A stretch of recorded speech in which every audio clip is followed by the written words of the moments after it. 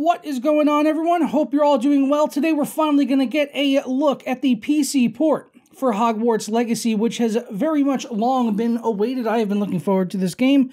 Big fan of the source material, namely the movies. I haven't read the books, but I love the movies. So I'm looking forward to the game and hoping that the PC port is good. And spoiler alert, it's actually an excellent PC port. They actually made a very good game here with a good quality PC port, and I can't give it really high enough praise as far as a recommendation, especially for anyone that's into the Hogwarts and Harry Potter universes at all, whether you're a fan of the books, films, any other materials whatsoever, then you're probably going to be into this game. It's easily the most accurate recreation of Hogwarts and the Harry Potter world, since its inception in the books. So it's all looking pretty darn good. The ray tracing in this game could certainly use some help. We'll talk about that. We'll talk about the performance, the graphics options, everything. So let's get into it. But first, today's video is brought to you by SuperCDK.com, where you could save money on games for all of your favorite platforms, as well as software like Windows 10 Pro licenses for just $22, and then you can unlock the prestigious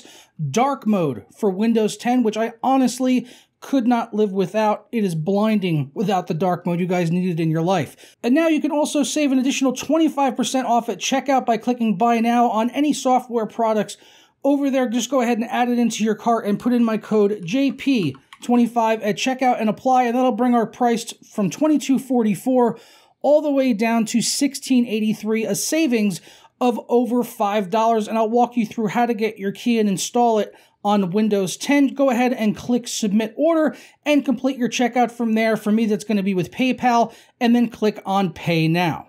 After completing the checkout, it'll bring you to your purchased order page, and it will update in a matter of seconds, or just go ahead and hit F5. Go ahead and do that one time. It came through literally immediately. I got the payment email that it had gone through and the delivery of the product exactly at the same time. Once you're done with that, go ahead and click on View Keys and Codes, and we'll get our code right here that we can go ahead and copy and paste in on Windows 10 by hitting the Start button and type in the word Activate. When you see that activation settings or see if Windows is activated, go ahead and click on that, and it'll bring up this right here, and click on Change Your Product Key or Unlock Windows 10. As I already have Windows 10, I obviously don't need to put in a new key, but just paste it in and then go ahead and click Next, and you are all done and set. For more information on SuperCDK.com as well as the coupon code, be sure to check out the links down in the description below. So to kick things off, before we get into the options menu, let's just talk about how exciting this is. The game's compiling shaders, which obviously, as I already started off the video by letting you guys know that it's a decent PC port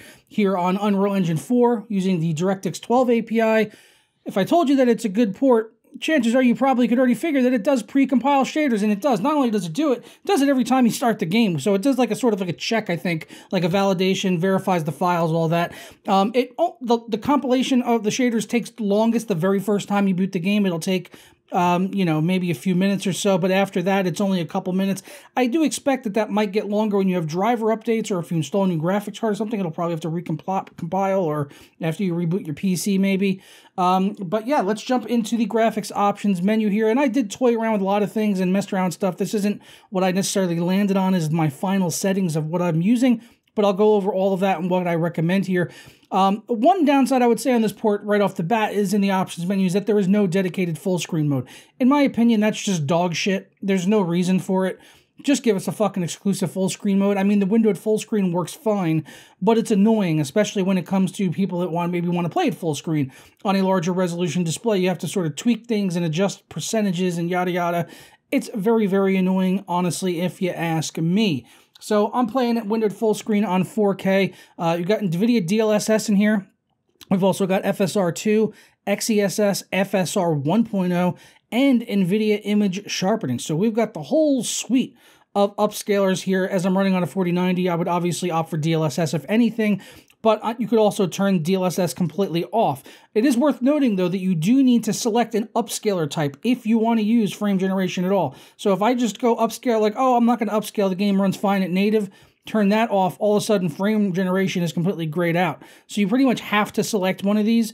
If you're on a 40 series card that supports frame generation, if you want to turn this on or off. But like I said, you can turn this upscaler mode to off. So DLSS is off right here, but you can have frame generation on or off. But if you want to toggle it, you have to set the upscale method to DLSS. It's a little odd, not a big deal though. And we also have full control here for reflex low latency, so we can even run that with boost when running frame generation. Not all titles will let you do that, so that's nice. We've also got high refresh rate support in here, seemingly up to at least 360 hertz it shows up to for me here. We've also got an FOV slider. Unfortunately, it's not a hard value, it's just a slider, so you can get it to work to where you want it, but I would have preferred it to be in degrees or something. I've also got a bunch of options that I turned off down here because they would objectively make the game look worse. Depth of field in this game is okay. I'm still kind of fiddling around with that one, but motion blur, chromatic aberration, film grain, turn all that crap off because, well, they're crap. In the graphics options in here, we've got a decent amount of options, and everything was up at Ultra. We've got effects, quality, materials, fog, sky, foliage, post-processing, shadows, textures, view distance, population. There's an option to run a benchmark, which does not run a benchmark. If you look in the top right there, which goes away when I drag off it, it just says it applies the recommended graphics settings, which was, for me, Ultra anyway.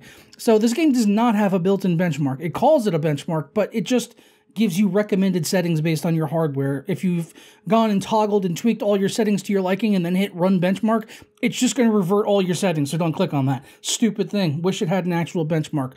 We've also got ray trace reflections, shadows, and ambient occlusion in here, and there is a toggle for the quality setting of said options. Now, whether or not you want to use those ray tracing options may not come down to whether or not they have a high performance impact. Even though they do have a pretty big impact on performance, it could come down to other factors as to whether or not you end up using the ray trace reflection, shadows, ambient occlusion, because in my opinion, they look downright horrendous. Look at these like wet spots, I guess, on this dresser or whatever you call this. See that like shimmering effect that's constantly going on? That's called noise. That's called bad ray tracing. That's what happens when you have shitty ray tracing. This is the reason we haven't had ray tracing for like 40 fucking years in video games, is because we needed technology that was fast enough, like RTX, in order to have denoisers that could work in real time and make things like this not happen. Why are my reflections dancing?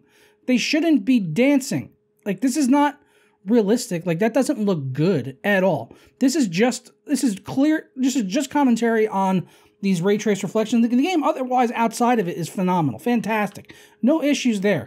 But like the reflections in this game and the ray tracing in this game is so bad and broken, and it just needs to be redone. Like, look at these they've got these stained glass windows here, and they're on the stairs here, and you could see them moving constantly. There's always this little shimmering effect, and it doesn't look good. It looks like bad screen space ambient occlusion. And if it's the option of having reflections on these stairs or no reflections at all, I think I would go no reflections, because it's just so noisy. Like I said, it's extremely distracting. It'd be one thing if they were good reflections and they were there, full resolution, all of that, but they look low resolution, blurry, and filled with tons of noise that is constantly moving on screen. It's like having a fucking reflection of a broken television. I'm not into it. The ray tracing, not worth using in my personal opinion. Open onion. That thing. Now, the great news is that without ray tracing, the game runs phenomenally. I was getting anywhere from like 90 to 100 plus FPS at 4K native resolution on my RTX 4090, not using frame generation, not using DLSS at all, just running the game flat out at native. And speaking of flat out, the game does look a bit flat, honestly. There are some visuals in this game which look really impressive, mostly when it's like dark and you're using your magic and you're seeing like the ambient lighting of all of those neon particle effects and everything going around. Like, that stuff all looks really good. But there's a lot of the game that doesn't look that great visually speaking. It's kind of dated. But at the end of the day, it's still the most accurate and most impressive recreation of Hogwarts and the Harry Potter universe. It's fantastic. I think it all, as a total package, it all looks good. But this game has been in development for like 6+ years. So not too surprising that some of the visual elements have become a bit dated in that time. And it's on Unreal Engine 4. Where we've already started to see some games trickle out on Unreal Engine 5 and more coming later this year, which I really wish this was on Unreal Engine 5. We were getting the visuals of that, but not to harken too much on it. I've already, I bashed the ray tracing and all of that, but the performance otherwise is solid. I really have no complaints about the performance of this game and for people picking it up. It's certainly very CPU heavy. My 9900K was still hanging in there with the RTX 4090, but there were some areas where I would see the GPU usage come down to like 80% utilization, which would indicate that there's probably a CPU limitation or a bottleneck of some sort on my system, but still getting very good frame rates. So not really a big deal at the end of the day for me, but some people on some lower end, lower spec systems may have some issues there. It's nice that the game has all this other tech in there. They're like DLSS, FSR, FSR1, XeSS, NIS. So all of these things can be utilized on a wide variety of hardware. So this isn't like something like FrameGen where, you know, you're limited to just like 3 40 series graphics cards, which are extremely expensive right now. You know, you could take advantage of the FSR2, and I feel like this game is going to run pretty well, even on lower end hardware that's maybe 3 to 5 years old. As long as you're willing to, you know, utilize FSR, you could still play the game and enjoy and experience Hogwarts Legacy. Will it be with everything maxed out and up all the way up? No, probably not, and it probably won't even look as good as it does on the next generation consoles. But still, at the end of the day, I think this game is going to run on a wide variety of hardware.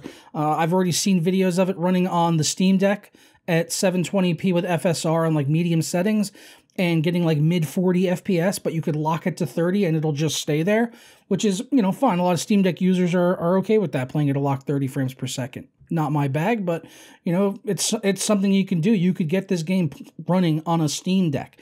So if that's the absolute base bar, you know, as long as you're better than a Steam Deck, then you should be able to, at the very least, play this game. Are you going to be able to max it out? Maybe not.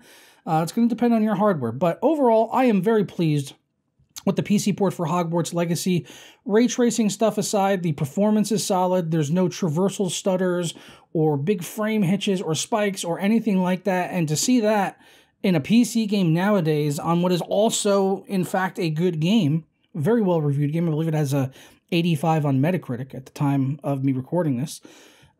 Yeah, they've done well. And we still don't even have an optimized driver yet. So we still got to wait to get an optimized driver, as the game doesn't technically release until Friday. It's in early access right now if you pre-order the deluxe edition on Steam or on the Epic Store or wherever else it might be available. So once, you know, on Friday, we'll probably get like a day one patch. I'm sure we'll probably have drivers from at least NVIDIA by then, maybe AMD too, if they get their stuff together. Doesn't usually happen, but we'll see. Overall, though, for an early access of a game that's, you know, been highly hyped up and waited for 6+ years that it's been in development, gotta say, hats off to Avalanche and Portkey Games. Like, they did a phenomenal job here with Hogwarts Legacy. Ray tracing aside, go back to the drawing board on that noisy crap, because it does not look good. But I'm going to go ahead and get out of here. Hope you guys all have a fantastic day, and I look forward to talking to you in the next one. Peace.